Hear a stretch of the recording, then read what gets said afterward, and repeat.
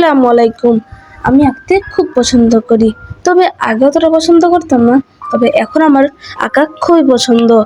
আমি আজকে সোলো লেভেলিংয়ের সানজিনহুকে এঁকেছি। আমি অবশ্য কারো কাছে আর্ট শিখি না, আমি মোবাইল সামনে রেখে এবং তা দেখে দেখে আর্ট করি। আমার আর্ট অতটা সুন্দর না হলেও কিন্তু আমার কাছে তো আমার আর্ট খুবই পছন্দের। আপনাদের কাছে কেমন মনে হয় তা তো আমি জানি না। আমি অবশ্য এই কার্টুনগুলোর চুল অনেক সুন্দরভাবে আঁকি, কারণ এই চুলগুলো অনেক বেঁকাতেরা হয় এবং আমার লাইনগুলো অনেক বেঁকাতেরা হয়, তাই আমি চুল আঁকতে খুবই পছন্দ করি। অবশ্য এগুলোর উপর থেকে আমি শেডিং করি, শেডিংটা একটু পরে আপনাদের দেখাবো। প্রায় শেডিং হয়ে গেছে।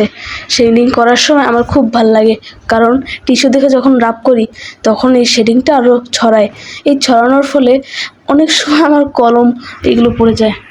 এদিকে আবার বাজার থেকে নিয়ে আসলো গুড়া মাছ, নদীর গুড়া মাছ, খুবই তাজা তরতাজা, নদীর পাশে বিক্রি হয়।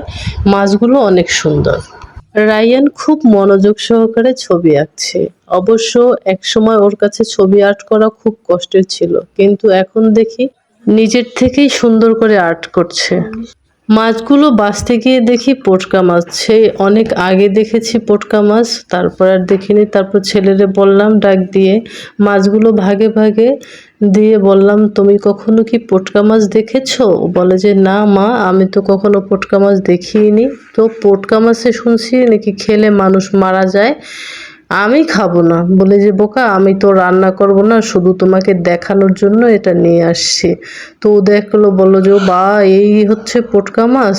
হ্যাঁ, অনেকেই খায়, তো আমরা কখনো খাইনি। আমি খেতে দেখেছিলাম, কোন জায়গায় যেন বিষ থাকে, সেই বিষটা ছাড়িয়ে তারা পটকা মাছ খায়। বন্ধুরা, এটা হলো সোলো লেভেলের সানজিনহু।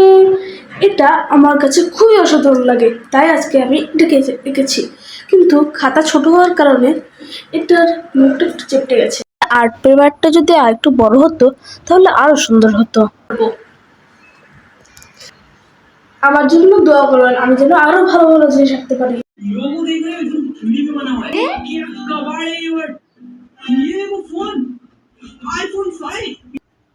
মা আমার জন্য নিয়ে এলো তরমুজ।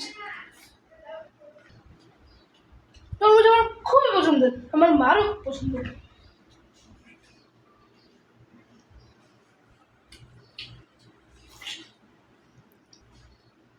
দুপুরের সময় তরমুজ খেলে দিল ঠান্ডা হয়ে যায়।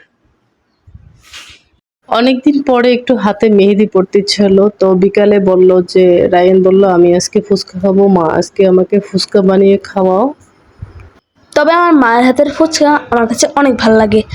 এই ফুচকার সবচেয়ে বেশি আমার ভালো লাগে কি জানেন? টকটা, কারণ আমার মা টকটা অনেক মজা করে বানান। তাই প্রথমে আমি করি কি জানেন, একটা শুধু ফুচকা নিয়ে সেটা ভাঙ্গি, টকে ডুবিয়ে কপত করে খেয়ে ফেলি। আমার কাছে দারুণ লাগে, দারুণ বন্ধুরা, অনেক ভালো হয়েছে এটা। আমার কাছে খুবই খুবই খুবই অসাধারণ লেগেছে। তো ফুচকা আমি সামনে দেখে আর আমার লোভ সামলাতে পারলাম না, তাই আমি গপাগপ করে ফুচকা খেয়ে নিলাম। তো আজ এ পর্যন্তই। ভালো থাকবেন, সুস্থ থাকবেন, আমার জন্য দোয়া করবেন। তো আবার একটি নতুন ব্লগ নিয়ে আপনাদের সামনে হাজির হব। তো ততক্ষণ পর্যন্ত চোখ রাখবেন নুসরাত ব্লগসের উপরে। আল্লাহ হাফেজ।